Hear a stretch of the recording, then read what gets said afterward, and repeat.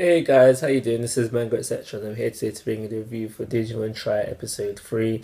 Now, a few major things happened in this episode and a lot of minor things happened in this episode. So I'm just going to talk about everything that happened, starting with the major and I'll finish off with the minor. So this episode, we got out a lot of information, not everything, but we're starting to get the information that we need to know to see where the story is going. So we find out that this organization that the teachers are part of, it is an organization that has been dealing with Digimon threats, and they've got all the information about Digimon via their Digidestin's friend from Generation 1 and 2, Genai, I do believe his name was. He gave them all the information that they needed on Digimon, and also information on the Digidestins.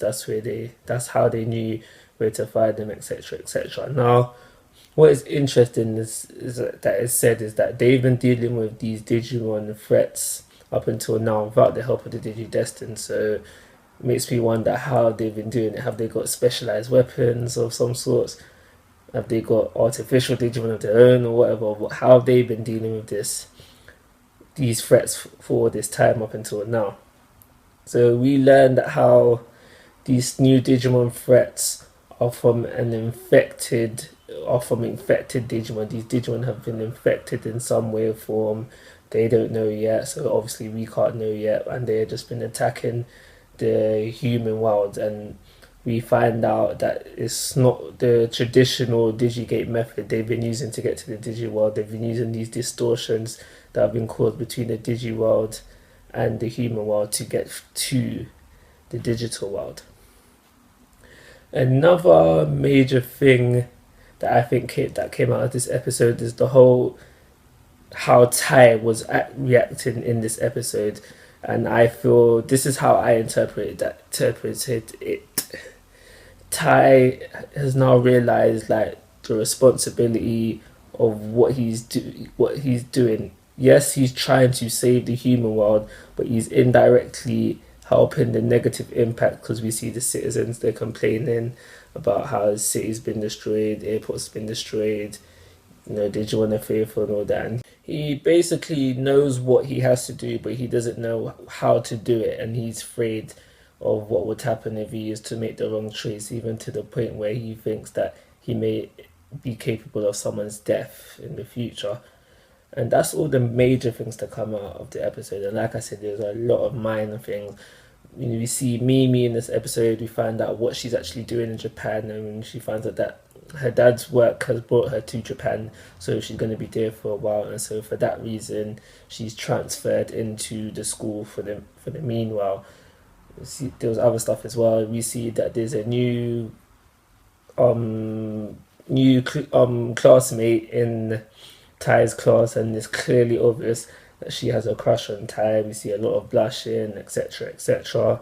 We also have the bit with Izzy. Izzy has now caught feelings for Mimi, and we see him. He wants to look good for her, so he's going shopping, online shopping, pick out some new clothes because he can't hack doing it in real life.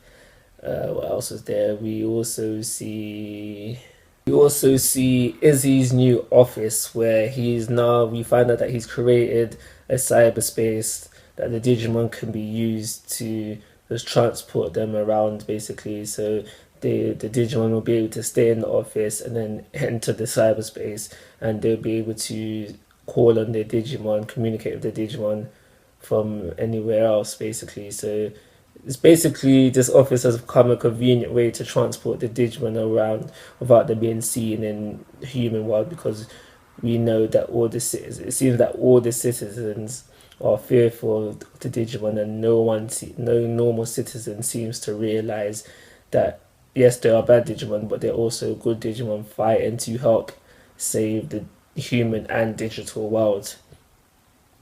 And that's it. I'm gonna have to say my favorite scene in this episode was the scene where you see Tai talking to Argumon. I found that scene not very emotional, but slightly emotional, because we see the conflict within Tai of not knowing what to do and how to do it. One last thing that I do want to mention, and is the most important thing for me to come out of this episode, is who is this Digimon that is trailing, whatever you want to call it. There's a Digimon and it's been following them.